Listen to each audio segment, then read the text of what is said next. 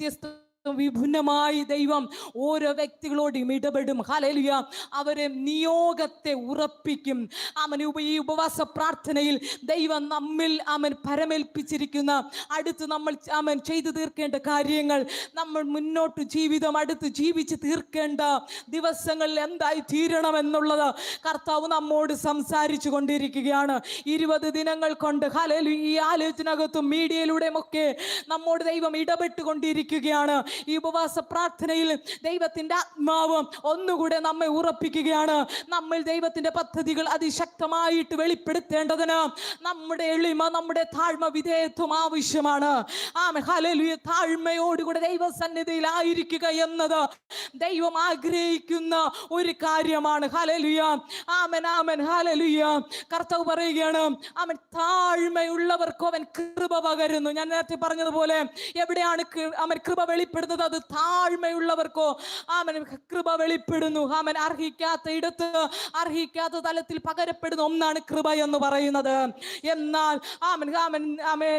ഇവിടെ ഒരു സഹോദരിക്ക് ഒരു കൃപ ലഭിച്ചു. ഹല്ലേലൂയ. കൃപ ലഭിച്ചവളെ നിനക്ക് വന്ദനം, കൃപ ലഭിച്ചവളെ നിനക്ക് വന്ദനം. അന്ന് വരെ മറിയയ്ക്ക് അറിയില്ലായിരുന്നു എനിക്ക് കൃപ ലഭിച്ചിട്ടുണ്ടെന്ന്. അല്ലേ? നമുക്ക് വചനം കേൾക്കുമ്പോഴും ദൂതുകൾ കേൾക്കുമ്പോഴുമാണ് ചില ഉറപ്പിക്കലുകൾ നമുക്കുണ്ടാകുന്നത്. ഇതാണ് എന്നെ കുറിച്ചുള്ള പ്ലാൻ, ഇതാണ് ദൈവത്തിന്റെ പദ്ധതി എന്ന് നമ്മെ ഒന്നുകൂടെ ഉറപ്പിക്കുന്നത് തന്റെ വചനത്തിലും തന്റെ ഭക്തന്മാരുടെ അധരങ്ങളിൽ നിന്ന് അവൻ പൊഴിയുന്ന പ്രവചന ദൂതുകളിലൂടെയും അരുളപ്പാടുകളിലൂടെയും ദൈവം ഉറപ്പിക്കും. ഹല്ലേലൂയ. ആമേൻ, ആമേൻ. ആ ഉറപ്പിക്കൽ ദൂതൻ വെളിപ്പെട്ടപ്പോഴാണ് മറിയയ്ക്കൊന്ന് മനസ്സിലായി, എനിക്കൊരു വിശേഷമായ കൃപ ലഭിച്ചിട്ടുണ്ട്. ഇന്ന് നിങ്ങൾക്ക് എന്താ മനസ്സിലാകുന്നത്? ഇതുവരെയുള്ള 20 ദിനങ്ങൾ ദൈവസന്നിധിയിൽ ഇരുന്നപ്പോൾ നിങ്ങൾക്ക് എന്താ പിടികിട്ടിയത്? നിങ്ങളുടെ ജീവിതത്തെ കുറിച്ച് എന്താ മനസ്സിലായത്? നിങ്ങളുടെ ജീവിതത്തെ കുറിച്ച് എന്താ വിലയിരുത്തലുകൾ ഉണ്ടായത്? നമ്മെ തന്നെ ഒന്ന് ചിന്തിച്ചത് പ്രകാരമാണ്. കേട്ട വചനത്തിലൂടെ നമ്മൾ എങ്ങനെയാണ് ദൈവസന്നിധിയിൽ ഏൽപ്പിച്ചു കൊടുത്തത്? അത് ഏത് വിധത്തിലാണെന്ന് കർത്താവ് ഇന്ന് നമ്മോട് ചോദിക്കുകയാണ്. ഇവിടെ ഇരിക്കുന്ന ഓരോ വ്യക്തികളോടും എന്നോടും നിങ്ങളോടും ചോദിക്കുന്ന ഒരേ ക്വസ്റ്റ്യൻ, 20 ദിവസത്തെ പ്രാർത്ഥനയിൽ നാം എന്തു പ്രാപിച്ചു? നാം എന്തു ഹല്ലേലൂയ കേട്ടു? നമുക്ക് എന്താണ് വിടുതലുകൾ ഉണ്ടായത്? ആർക്കൊക്കെ പറയാൻ കഴിയും, കേൾക്കപ്പെട്ട വചനത്തിലൂടെ ഞാൻ ഒന്നുകൂടെ വളർന്നു, ഒന്നുകൂടെ ഞാൻ എന്നെ കുറിച്ചൊന്ന് ചിന്തിച്ച് മനസ്സിലാക്കി ഒരു വ്യക്തതയോടുകൂടെ കാര്യം ചെയ്യുവാൻ ഞാൻ എന്നെ തന്നെ സമർപ്പിക്കുകയാണ്.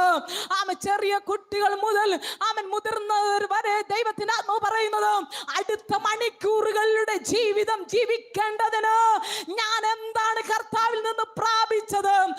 കർത്താവ് ഇവിടെ ഒരു ക്വസ്റ്റ്യൻ ഇടുകയാണ്.